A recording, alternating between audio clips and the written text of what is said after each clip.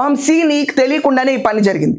నువ్వు బయటకు వచ్చావు, కనుక్కున్నావు. పోని నువ్వు జైల్లో 137 రోజులు ఉంటే నా ప్రయత్నాలు నీకు ఎక్స్ప్లెయిన్ చేయడానికి ఒక 20-30 సార్లనే చేస్తుంటాను.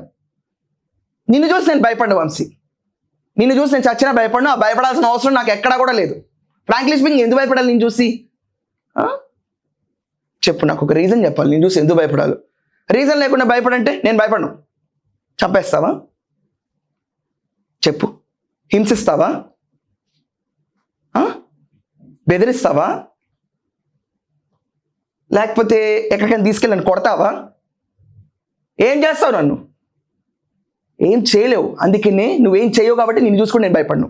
నువ్వు ఇలాంటివి చేసావు అనుకో, నా ఆయుధాలు నాకుంటాయి. నేనేం అంత మరి పిచ్చిదాన్ని కాదే. నేను వంశీని ఒక మామూలు ఎమ్మెల్యే కింద చూస్తాను తప్ప వంశీ అంత వంశీ ఇంత ఏమంతా నాకేమంత అనిపించలా. నా దగ్గర లంచం చూస్తున్నాడు అందరికీ, నాకు ముందు కళ్ళకు ముందు చాలా చిన్నగా కనిపిస్తారు. డబ్బులు ఇచ్చిన నాకు మీరందరూ పెద్దగా కనిపిస్తారు. ఎవడైనా ఈ టీంలో ఉన్నాడు, నేను లంచం ఇచ్చానా? లంచం ఇచ్చినప్పుడు మీరు నా చేయి పైన ఉంది, మీ చేయి కింద ఉంది. లంచం ఇవ్వడం తప్పు, కానీ తీసుకున్న అధికారులు ఉన్నప్పుడు సిగ్గు సరం లేకుండా తీసుకున్నప్పుడు నాకెందుకు బాధ?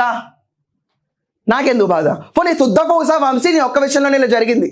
మరి కేసులు ఏమైనా ఇవన్నీ ఇక్కడ గుట్ల కేసులు ఎందుకు బండి? ఆరోపణలు ఎందుకున్నాయి? పోనీ నాలాగే సాల్వ్ చేయొచ్చు కదా. నకిలీల పట్టాలు ఏంటి? ఓట్ల కోసం ఏదన్నా, తర్వాత డబ్బుల కోసం ఏదన్నా, తర్వాత మన అనుచరులు బతకడం కోసం ఏదన్నా బయటకు వచ్చా ఏంటి నువ్వు? ఏంటి నువ్వేంటి?